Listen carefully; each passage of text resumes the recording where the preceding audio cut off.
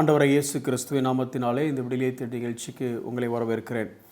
ரட்சிப்பை குறித்து கற்றுக்கொண்டிருக்கிற நாம் குறிப்பாக ரட்சிப்பின் நிச்சயத்தை குறித்தும் ரட்சிக்கப்பட்டதற்கான அடையாளத்தை குறித்தும் நாம் கற்றுக்கொண்டிருக்கிறோம். எதற்கு இதை நம்ம படிக்கணும் அப்படின்னா, ஒன்று, நம்மோடு இருப்பவர்கள் எல்லாரும் நம்முடையவர்கள் அல்ல அப்படிங்கிறத நமக்கு புரிந்து கொள்ளணும். ஏன்னா இந்த உலகத்தில் பொதுவாக என்ன கேட்பாங்க அப்படின்னா, இவன்லாம் ரட்சிக்கப்பட்டவனா, இப்படி வாழ்கிறான் பாருங்க, இவன்லாம் பரலோகத்துக்கு போவானா அப்படின்னு சொல்லி ஒரு கூட்டமும், இன்னொரு கூட்டம் எப்படி இருந்தாலும் பரலோகத்துக்கு போகலாம் அப்படின்னு ஒரு கூட்டம் இருக்கும் பொழுது நமக்கு நல்லா தெரியணும். என்ன தெரியணும் அப்படின்னா, அவர்கள் நம்முடையவர்களா இல்லை நம்மோடு இருப்பவர்கள் நம்மை விட்டு பிரிந்து போகக்கூடியவர்களா அப்படின்னு தெரியணும். அதாவது அவன் கிறிஸ்தவனாக இருக்கிறானா இல்லை கிறிஸ்துவுக்குள் இருக்கிறானா, கிறிஸ்தவ கட்டடமாகிய சபைக்குள் இருக்கிறானா இல்லை சபையாக இருக்கிறானா அப்படிங்கிறது நமக்கு தெரியணும்.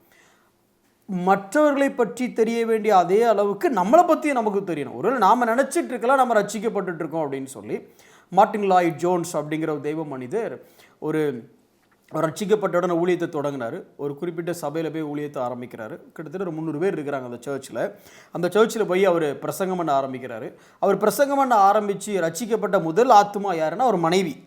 ஏன்னா அது வரைக்கும் அந்த மனைவி நினச்சிட்டு இருந்துச்சு, நாம் ரட்சிக்கப்பட்டோம், நம்ம ஒரு ஊழியக்காரர் கூட வாழ்கிறோம், ஊழியக்காரர் திருமணம் பண்ணியிருக்கோம் அப்படின்னு அதை நினச்சிருந்துருக்கலாம். ஆனால் இந்த பிரசங்கத்தை கேட்டதுக்கப்புறம் தான் அதுக்கு தெரிஞ்சு, ஆஹா நான் ரட்சிக்கப்பட்ட நினச்சேன்டா அப்படின்னு சொல்லி அந்த சபையில் முதல்ல ரட்சிக்கப்பட்டதே அவருடைய மனைவி தான். அதே மாதிரி ஒருவேளை நம்மளும் இன்னைக்கு கிறிஸ்தவ பெயரோடு கிறிஸ்தவ அடையாளம் சோ கால்டு சயின்ஸ் அப்படிங்கிற மாதிரி சோ கால்டு சயின்ஸாக நம்ம இருந்தோம் அப்படின்னா, இன்றைக்கி ஒருவேளை இதை பற்றி நம்ம யோசித்து கொஞ்சம் மனம் திரும்புறதுக்கு ஒரு வாய்ப்பு. சரி, இன்றைக்கி ரட்சிக்கப்பட்டதற்கான அடுத்த ஒரு அடையாளம் என்ன? உங்களுக்கெல்லாம் பிடிக்காத ஒரு அடையாளத்தை தான் சொல்ல போகிறேன். பட் வேதம் அதை சொல்கிறதுனால சொல்லித்தான் ஆகணும்.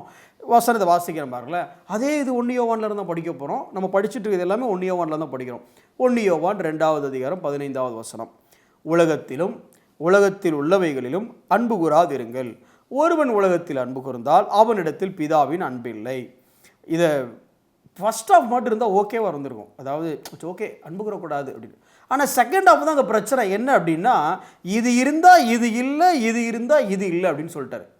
நான் தான் எக்ஸ்பிளைன் பண்ண போகிறேன். சரி, அதுக்கு முன்னே உலகம்னா என்னது? குறிப்பாக யோவான் புத்தகத்தை, யோவான் எழுதின நிருபமாக இருக்கட்டும் இல்லை யோவான் எழுதின சுவிசேஷமாக இருக்கட்டும், அவருடைய ஸ்டாண்டர்டில் உலகம்னா கொஞ்சம் ஆராய்ச்சி பண்ணி படிக்கணும். ஏன்னா பல முறை உலகம்னு சொல்லி பல காரியத்தை சொல்கிறார். ஒன்று இந்த அண்ட சராசரத்தை உலகம்னு சொல்கிறார், இயற்கையை.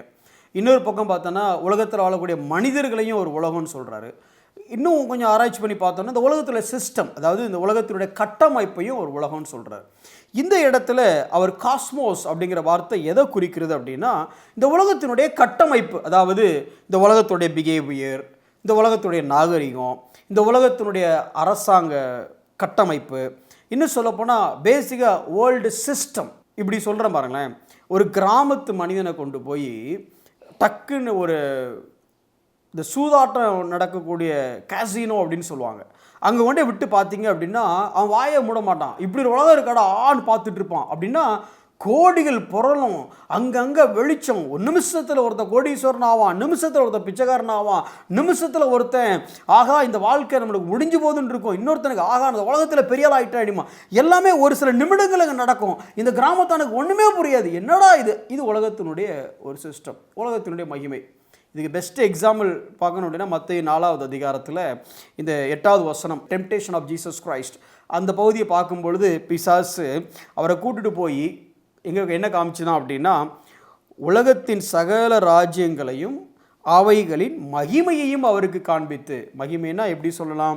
இப்போ ஒரு சில நாடுகள் பார்த்தீங்க அப்படின்னா it's best for its roads அப்படின்னு இருக்கும். ஒரு சில நாடுகளுடைய மகிமை அதனுடைய ரோடு, ஒரு சில நாடுடைய மகிமை அவங்களோட ஹெல்த் ஹாஸ்பிட்டல்ஸ், ஒரு சில நாடோட மகிமை அவங்களுடைய பிஸ்னஸ், ஒரு சில நாடுகளுடைய மகிமை அவங்களுடைய என்ன சொல்கிறது நீட்னஸ். இப்படி ஒன்றொன்றுக்கும் ஒவ்வொரு மகிமை இருக்குது. இப்படி எல்லா மகிமையும் காமிக்கிறான். இப்போ நெதர்லாந்தை பாரு எவ்வளோ நீட்டாக இருக்குது பாரு, பெல்ஜியத்தை பாரு எவ்வளோ பெவரேஜஸ் கிடைக்குது பாரு, யூஎஸை பாரு எவ்வளோ அழகாக ரோடு இருக்குது பாரு, யூரோப் பாரு கிளைமேட்டை பாரு. இப்படி ஒன்று ஒவ்வொரு நாட்டை காமிச்சு மகிமையில் காமிச்சு இதெல்லாம் உனக்கு வேணுமா அப்படின்னு கேட்டால் அதுதான் உலகத்தின் மீது அன்பு கூறுதல். இதை மத்தேயு 13வது அதிகாரம் 22வது வசனம் நமக்கு ஏற்ற மாதிரி சொல்லுது பாருங்களேன். இந்த வசனத்தெல்லாம் விதைச்ச உடனே இந்த வசனத்தை கேட்டு விறுவிறுன்னு வளர்ந்துட்டார். பயிர் வளர்ந்துருச்சு. ஆனால் வளர்ந்த பயிர் கூட இன்னொன்று சேர்ந்து வளர்ந்தது. என்ன வளர்ந்ததுன்னா அங்கே முள் வளருது. இந்த முள்ளுங்கிறது பேசிக்காக உலக கவலை, ஐஸ்வர்யத்தின் மயக்கம், பல காரியம் இருக்குது. அப்போது நல்லா கவனிங்க, வசனம் விழுந்து அந்த வசனத்தை யாரும் திருடிட்டு போகல. வசனம் விழுந்து பாதி வேர் விட்டு வாடியும் போகலை. வசனம் விழுந்தது, வசனம் வளர்ந்தது, நல்லா வளரும்னு நினச்சிக்கிட்டு இருந்த வசனத்துக்கு கூடவே இந்த முள்ளும் குறுக்கையும் வளர்ந்து அதை கவிழ்த்து போட்டது. சில பேர் சுவிசேஷத்தை கேட்காமலே போயிடுவாங்க. சில பேர் சுவிசேஷத்தை கேட்டு ஒரு உணர்ச்சி பூர்வமாக இந்த இயேசு நல்ல தெய்வங்க அப்படிம்பாங்க. பிரச்சனை வந்தோன்னா அவங்க போயிடுவாங்க. ஒரு சில பேர் பார்த்தீங்க அப்படின்னா பிசாசு வசனத்தை எடுத்து போட்டிருக்க மாட்டான். அவங்களுக்கு வசனத்தினுடைய ஆழம் தெரியும். வேறு ஆழமாக போய் வளர ஆரம்பிப்பாங்க. ஆனால் கனி கொடுக்க முடியாமல் போயிடும். ஏன்னா பயிர் வளருகிற அதே அளவுக்கு முள்ளும் வளருகிறது. இன்றைக்கி நம்ம வாழ்க்கையிலையும் அப்படி தான். பல நேரத்தில் நாம் எவ்வளோ தூரம் வேகமாக ஆவிக்குரிய வாழ்க்கையில் வளர்கிறோமோ, எவ்வளோ தூரம் விசுவாசிக்கிறோமோ, அதே அளவுக்கு ஈக்குவலாக எதை விசுவாசிக்கிறோம், எது மேலே ஆசை வச்சுருக்கிறோன்னா உலகத்து மேலேயும் ஆசை வச்சுருக்கிறோம். அல்லது இப்படி சொல்லலாம், ரொம்ப சிம்பிளாக உங்களுக்கு புரியுறதுக்காக சொல்கிறேன். ஆண்டவர் மேலே வச்சிருக்கிற அதே அளவுக்கு ஆசை உலகத்து மேலே வச்சுருக்கிறோம். வயசு ஆக ஆக வளர வளர ஆண்டவரை எவ்வளோக்கு எவ்வளோ நேசிக்கிறோமோ அவ்வளோக்கு எவ்வளோ உலகத்தை நேசிக்கிறோம். நாம் நினைக்கிறோம் ரெண்டு பேரையும் நேசிக்கிறோம். ஆனால் பைபிள் சொல்லுது, அவரை நேசித்தா இவரை நேசிக்க முடியாது, இவரை நேசித்தா அவரை நேசிக்க முடியாது. எப்படின்னு கேட்குறீங்களா? வாசிங்க, யாக்கோபு 4வது அதிகாரம் 4வது வசனம். விபச்சாரரே விபச்சாரிகளே. என்ன ஆண்டவரே டக்குன்னு விபச்சாரன்னு சொல்லிட்டார் எங்களை பார்த்து அவர்? அந்த யாக்கோபை யோசிச்சிருக்க வேண்டாம். யாக்கோபு தான் புதிய ஏற்பாடு எழுதப்பட்ட முதல் நிருபம். அப்போ ஏறக்குறைய முதல் திருச்சபைக்குன்னு சொல்லலாமா? முதல் தர விசுவாசிகளுக்கு சொல்கிறாரு. விசுவாசிகளுக்கு தான் எழுதுறாரு, அது உலகத்தானுக்கு எழுதல. விசுவாசி நல்ல விசுவாசி தான். கொஞ்சம் உலகம் அவனுக்குள்ள இருந்துச்சு. அப்போ உலகம் அவனுக்குள்ள இருந்தா அவனை பார்த்து, ஏன்பா அப்படி உலகத்தோட போற, நீ ஆண்டவர் பிள்ளையா இருக்க வேண்டாமா அப்படின்னு சொல்ல. என்ன சொன்ன? விபச்சாரி அப்படிங்கிறார். விபச்சாரி அப்படின்னா என்ன அர்த்தம்? நான் எப்போது அடிக்கடி சொல்கிற ஒரு எக்ஸாம்பிள் தான்.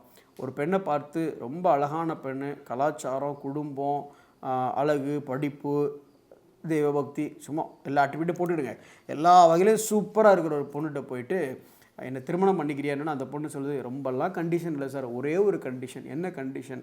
5 நாள் நான் உங்கள் கூட இருப்பேன், உங்களுக்கு நல்ல மனைவியாக இருப்பேன், எல்லா தேவைகளையும் சந்திப்பேன், சமைச்சு கொடுப்பேன், எல்லாம் செய்வேன். ஆனால் 2 நாள் லீவ் விட்டுருங்க சார், நான் என் இஷ்டத்துக்கு எங்கேனாலும் போவேன், யார் கூடனாலும் சுற்றுவேன், என்னை விட்டுருங்க சார் அப்படின்னு சொன்னால் அந்த பொண்ணை கல்யாணம் பண்ணிக்கலாமா சார்?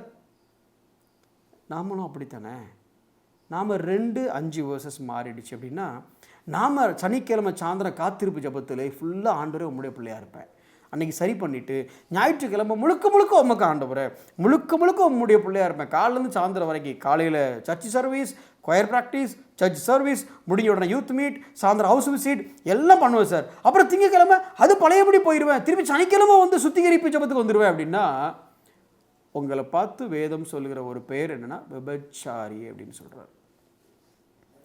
உலக சிநேகம் தேவனுக்கு விரோதமான பகை. அப்படின்னா நான் உலகத்தை லவ் பண்ணேன்னா தேவனை லவ் பண்ண முடியாது. நான் உலகத்தை எதிர்த்தேன்னா தேவனை கண்டிப்பாக எதிர்க்க முடியாது. அல்ல இப்படி சொல்லலாம், if you are friend of God or you can live as a friend of the world. Either you are enemy of God or enemy of the world. உலகத்தை எதிர்த்தனா ஆண்டவரை நேசிக்க முடியும். ஆண்டவரை நேசிக்கலைன்னா நான் உலகத்தை நேசிக்கிறேன், ஆண்டவரை பகைக்கிறேன்னு அர்த்தம். இல்லை பிரதர், நான் ஆண்டவரை பகைக்கலாம் செய்யலை பிரதர், ஆண்டவரை நேசிக்கிறேன், ஆனாலும் இந்த உலகம் இல்லைங்க, அப்படி வாழ முடியாது. ஒரு வசனத்தை வாசிக்கிறேன் பாருங்களேன். 2 பேதுரு 1வது அதிகாரம் 4வது வசனம் இப்படி சொல்லுது, இச்சையினால் உலகத்துக்கு உண்டான கேட்டுக்கு தப்பி திவ்ய ஸ்பாவத்துக்கு பங்குள்ளவர்களாக இருக்கும் பொருட்டு. அப்படின்னா திவ்ய ஸ்பாவம், தேவனுடைய திவ்ய ஸ்பாவம் உங்களுக்குள்ள இருக்கணும். அப்படின்னா உலகத்தினுடைய கேட்டுக்கு நீங்கள் தப்பணும். இந்த கேட்டையும், அதாவது இந்த ஈவலையும் அந்த திவ்ய ஸ்பாவத்தையும் ஒன்றா வச்சுட்டு வாழ முடியுமானா வாழ முடியாது. ஒளி வந்தால் இருள் இல்லை, இருள் வந்தால் வெளிச்சம் இல்லை.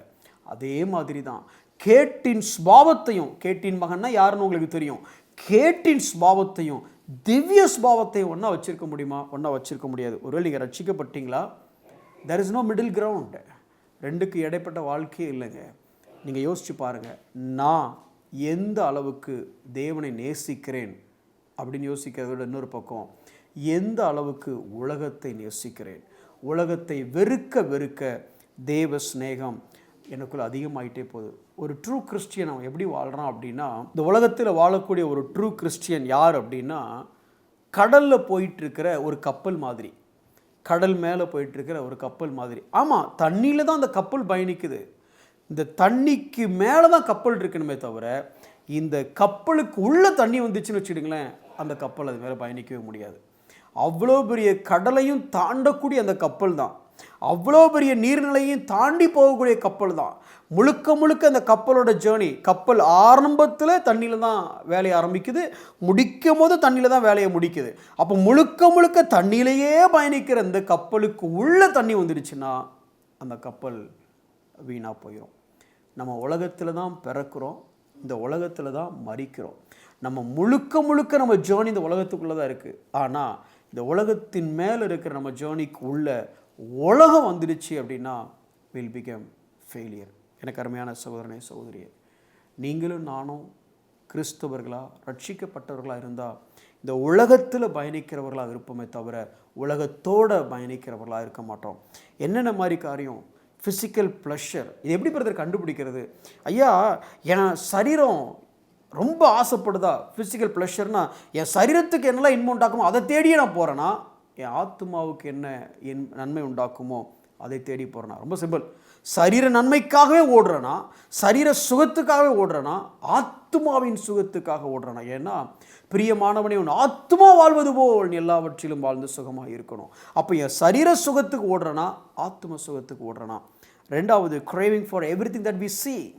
பார்க்குறது எல்லாத்தையும் வாங்கணும்னு துடிக்கிறேன்னா, அதாவது மெட்டீரியலிசம். இந்த உலகத்தில் பார்த்ததெல்லாம், அவன் என்ன ஃபோன் வாங்கியிருக்கான், அந்த ஃபோனை நான் வாங்கணும், அவன் எப்படி வீடு வாங்கியிருக்கான், நான் அதை மாதிரி வீடு வாங்கணும், அவன் எப்படி கல்யாணம் முடிச்சா அதை மாதிரி நானும் முடிக்கணும், இப்படி பார்க்குறது மேலேயே ஓடிட்டு இருந்தேன்னா உலகம் உள்ளுக்குள்ளே கப்பலுக்குள்ளே வந்துருச்சு பிரதர் தண்ணி. நான் அதையும் தாண்டி சொல்லப்போ நான் pride on our achievement and possessions. எதை பற்றி அதிகம் பேசுகிறீங்க? என்கிட்ட என்ன இருக்குது தெரியுமா, நான் யார் தெரியுமா, இப்படிலாம் நீங்கள் பேச ஆரம்பிச்சிட்டேன். 3 காரியம் சொன்னேன். ஒன்று, craving on the physical pleasure. என் சரீர சுகத்தை நான் தேடுறேன்னா, என்னோட ஆத்ம சுகத்தை நான் தேடுறேன்னா. ரெண்டாவது, மெட்டீரியலிசம். பார்க்குற எல்லாத்தையும் வாங்கணும்னு ஆசைப்படுறேன்னா, இல்லை காணாதவைகளின் மேலே நோக்கமாக இருக்கிறேன்னா. மூன்றாவதாக, என்னுடைய பெருமை என்ன அப்படின்னா, அல்லது சிலுவையை குறித்த சுவிசேஷத்தை குறித்தே மேன்மை பாராட்டுகிறவனா நான் இருக்கிறேன்னா, இல்லை இந்த உலக காரியத்தை குறித்து நான் மேன்மை பாராட்டுகிறவனா இருக்கிறேன்னா. இதிலிருந்தே தெரிஞ்சுக்கலாம் உங்கள் கப்பல் தண்ணிக்கு மேலே போதா, இல்லை உங்கள் கப்பலுக்கு உள்ள தண்ணி வந்துடுச்சா. உலகத்துக்கு மேலே நீங்கள் பயணிக்கிறீங்களா, இல்லை உலகம் உங்களோட கலந்துட்டான்னு சொல்லி.